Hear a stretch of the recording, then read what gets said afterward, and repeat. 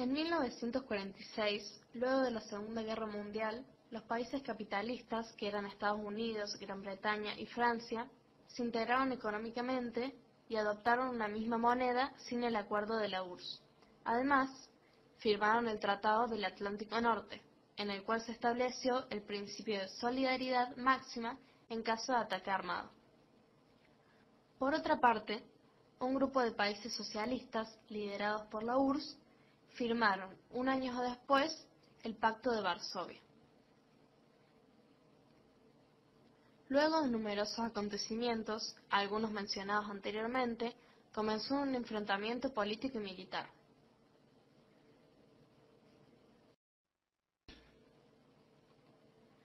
Luego de la Segunda Guerra Mundial, ambos bandos quedan debilitados militar y económicamente, y ante esta situación priorizan la reconstrucción de sus economías en el área metropolitana. Esta debilidad mencionada anteriormente es una condición favorable para los países del tercer mundo, los cuales podemos visualizar en este mapa.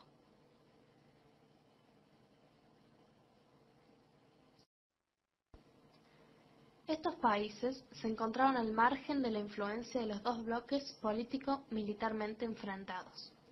Gran parte de los mismos se encontraban en los continentes de Asia, África y América Latina. Además, el término de países del tercer mundo es un sinónimo de pobreza y subdesarrollo, las cuales eran dos características de las sociedades que formaban parte de este bloque.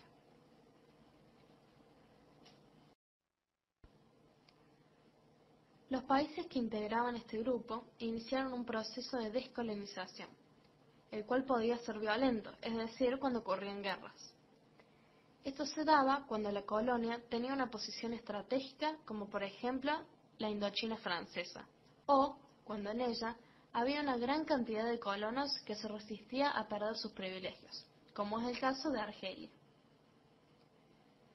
El proceso de descolonización también podía ser pacífico. Esto se daba generalmente cuando las colonias no reportaban a las metrópolis un rédito económico muy importante como para invertir recursos en sostener una guerra que asegurara el dominio. Durante el proceso de descolonización nacional, se organizaron movimientos de liberación nacional impulsados por grupos con principios nacionalistas, los cuales tenían como propósito la reivindicación de la cultura autóctona. A partir de aquí, vamos a comenzar a desarrollar la Guerra de Corea.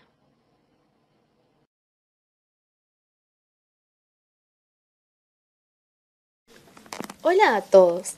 En los próximos minutos vamos a hablar de la Guerra de Corea, la misma que comienza en el año 1950 y termina en el año 1953. Pero para poder entender las causas, tenemos que ir al fin de la Segunda Guerra Mundial, porque después de que Japón fue derrotado en la misma, el norte de la península coreana va a ser ocupado por los rusos, o sea, la Unión Soviética, y el sur ocupado por los americanos, es decir, Estados Unidos, estableciéndose como división el paralelo de 38 grados, como vemos en este mapa aquí. Esta división ocurre precisamente en el año 1945.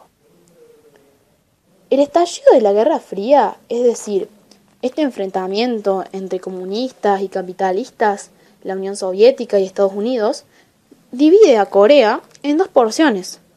Por un lado, Corea del Norte, que en el año 1948 fue reconocida como una república popular.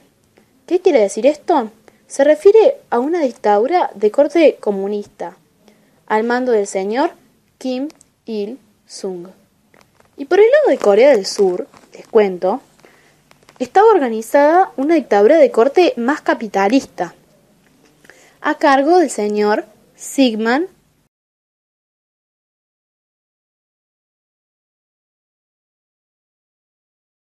Y por el lado de Corea del Sur, les cuento, estaba organizada una dictadura de corte más capitalista, a cargo del señor Syngman Rhee.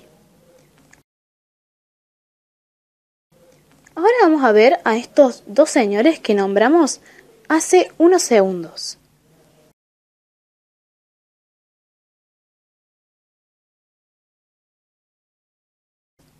Por un lado, el señor Syngman Rhee y por el otro, el señor Kim Il-sung.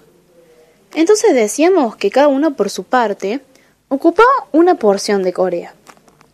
Pero en el año 1949, un hecho va a cambiar la situación del continente asiático. ¿Y qué es lo que va a pasar? Va a pasar algo en China. Va a estallar la revolución china. Una revolución comunista que va a afectar la situación de Corea para ese entonces. Y va a ser una de las grandes causas que va a movilizar a estas dos potencias, recordemos que son la Unión Soviética y los Estados Unidos, a enfrentarse posteriormente en la Guerra de Corea. ¿Y por qué?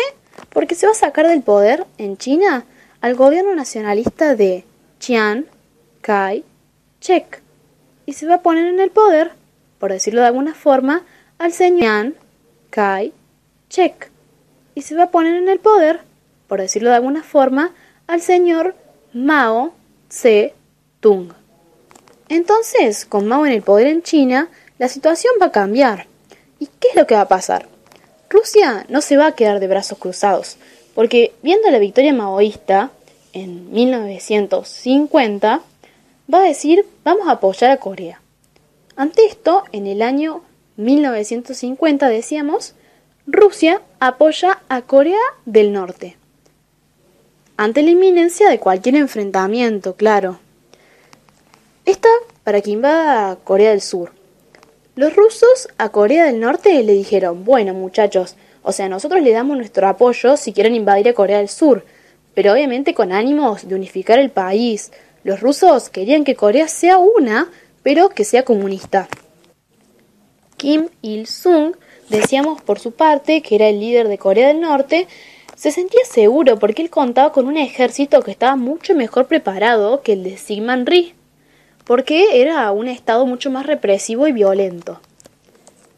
Aquí nos queda claro que la Unión Soviética y China, es decir, Mao Zedong y Stalin, aquí nos queda claro que la Unión Soviética y China, es decir, Mao Zedong y Stalin, apoyaban políticamente a la reunificación que pretendía Kim Il-sung, y que querían hacer de Corea un solo país.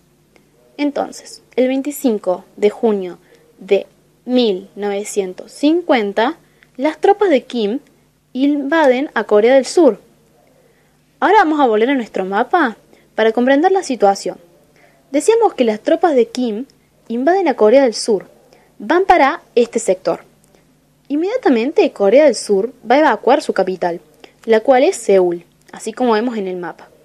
Y al mismo tiempo, Syngman Rhee, que es el líder de esta gestión, manda a ejecutar a todo comunista o persona de izquierda que encontrara en su país. Claro está, en represión a lo que estaban haciendo los de Corea del Norte. Muy bien, Estados Unidos estaba preparando a las tropas surcoreanas, recordemos ya que Syngman Rhee contaba con el apoyo de Estados Unidos, mientras que la Unión Soviética y China se mantenían al margen por el momento. Estados Unidos se encargó de hacer una importante campaña publicitaria.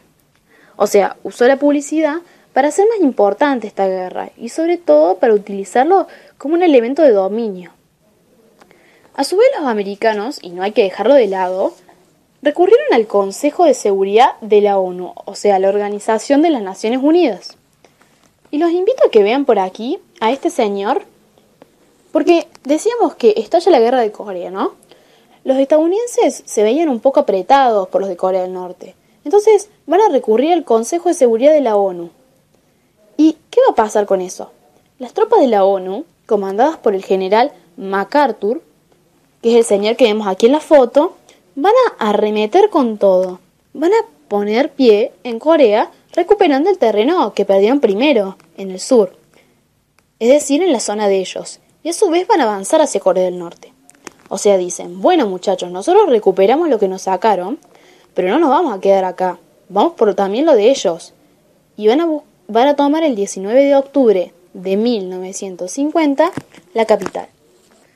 Ahora bien, cuidado, porque 3 días antes, las fuerzas chinas atacan las tropas de Corea del Sur y lo que hacen es frenar a los estadounidenses, obviamente. Hasta el paralelo 38, que recordemos que era el paralelo que dividía las dos Coreas.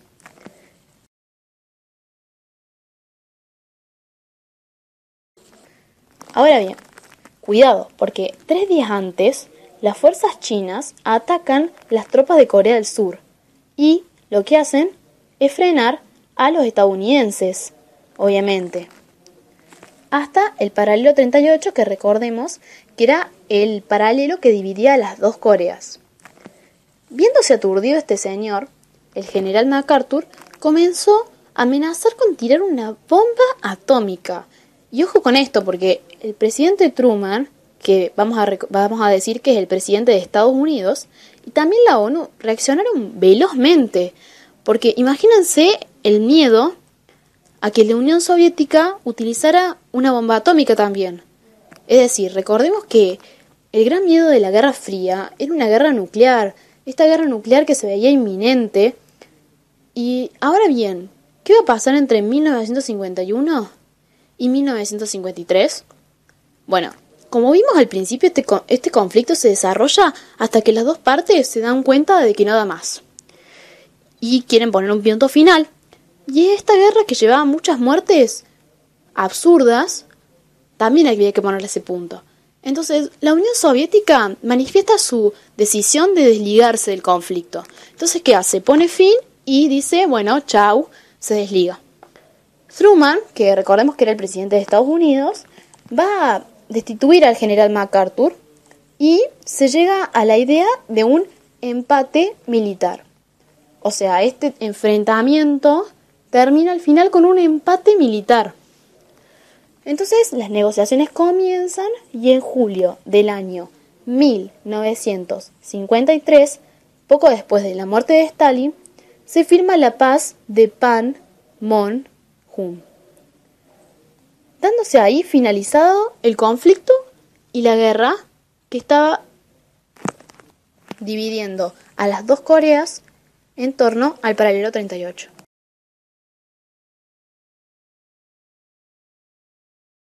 Dándose ahí finalizado el conflicto y la guerra que estaba dividiendo a las dos Coreas en torno al paralelo 38. Guerra de Corea. El 25 de junio de 1950, tras un nuevo incidente fronterizo, tropas norcoreanas traspasaron el paralelo de los 38 grados y avanzaron hacia el sur.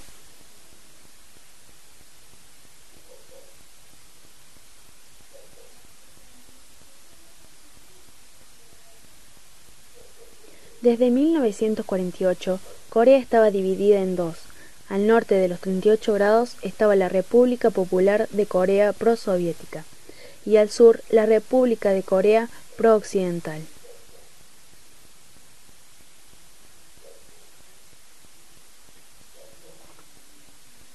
Dos días después del avance norcoreano y en ausencia de los delegados soviéticos, las Naciones Unidas decidieron enviar tropas a Corea del Sur, al amparo de la bandera de la ONU y al mando del general Douglas MacArthur.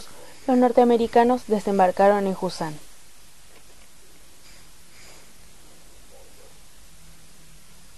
Las tropas de la ONU entraron en Seúl con apoyo de la Marina norteamericana. La Unión Soviética vetó el avance de las tropas a propuesta de Estados Unidos. Las fuerzas occidentales cruzaron el paralelo de los 38 grados y llegaron a la frontera de China.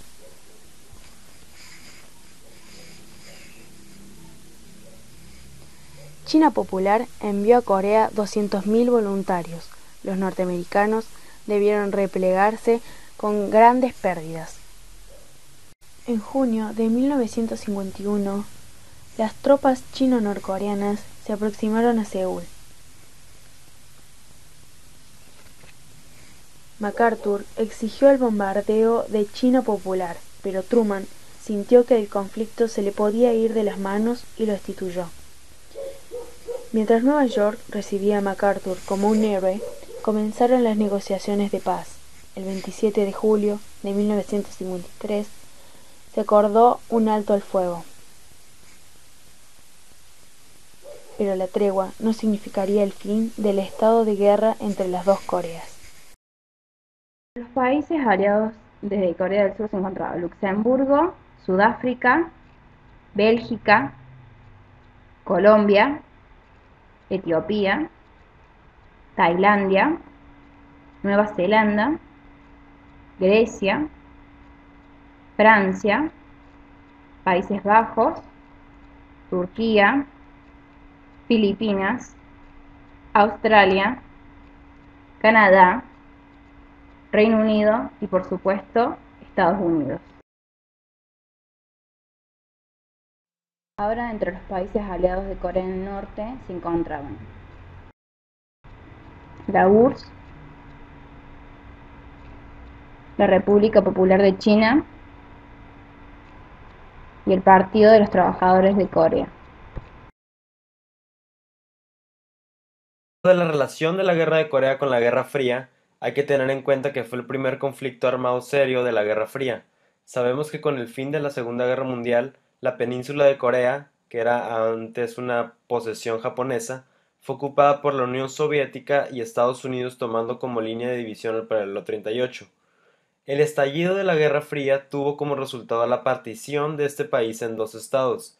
En el norte se estableció en 1948 la República Popular de Corea, régimen comunista dirigido por Kim Il-sung, y en la mitad sur de Corea se creó la República de Corea, régimen autoritario dirigido por Syngman Rhee, fuertemente anticomunista.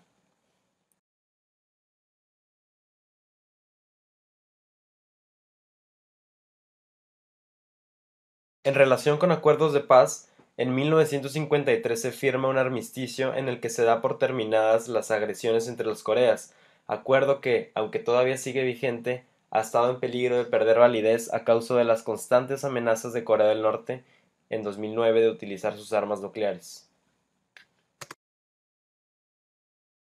En general, las consecuencias del conflicto son las siguientes. Corea siguió dividida en dos por el paralelo de 38 grados. El norte fue apoyado por China y el sur por Estados Unidos. La división del país en dos sistemas de organización económica y social ha provocado que hasta entrado el siglo XXI no haya habido posibilidad de unificación. No es el caso de Alemania, cuyo este estaba bajo la órbita de la URSS y, a la caída de esta en 1989, comenzaron a darse las oportunidades para la reunificación. En Corea, la influencia de la aún China comunista hace de soporte al régimen norcoreano. La pervivencia del régimen comunista norcoreano ha hecho que esta frontera de la Guerra Fría haya sido la única que ha pervivido hasta el siglo XXI. Corea del Norte se reconstruyó desde cero, ya que el país quedó arrasado por los avatares de la guerra. Todo el sistema productivo dependía del Estado que implementó también políticas sociales en educación, salud y servicios. Además, desarrolló alta tecnología nuclear, situación que está preocupando profundamente a los Estados Unidos. No obstante, en los últimos años, Corea del Norte ha tenido graves problemas económicos que están ocasionando que la pobreza esté creciendo en vez de disminuir. Corea del Sur también tuvo que ser reconstruida desde cero. Lo hizo bajo el sistema capitalista con graves consecuencias sociales por los abusos de las grandes empresas respecto a la mano de obra. Actualmente, la sociedad tiene un nivel de vida más alto que en el norte, pero la distribución de la riqueza sigue estando controlada por las principales empresas transnacionales. A modo de conclusión, haremos un breve repaso sobre el tema.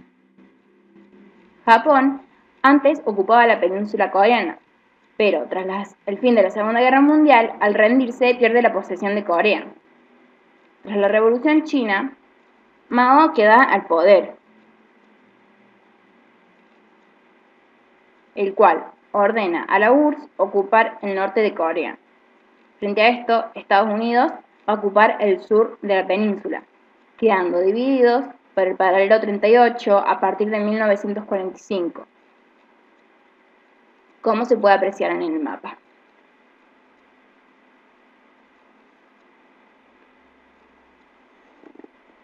En 1950, Corea del Norte ataca a Corea del Sur y a partir de entonces comienza la guerra hasta 1953, cuando se firma un acuerdo de paz.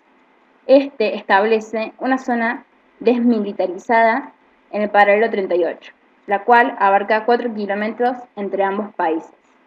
Sin embargo, hasta la actualidad hay rebotes de la lucha entre ambas Coreas, dejando como consecuencia la muerte de aproximadamente 335.000 militares por parte de Corea del Sur y de 736.000 por parte de Corea del Norte.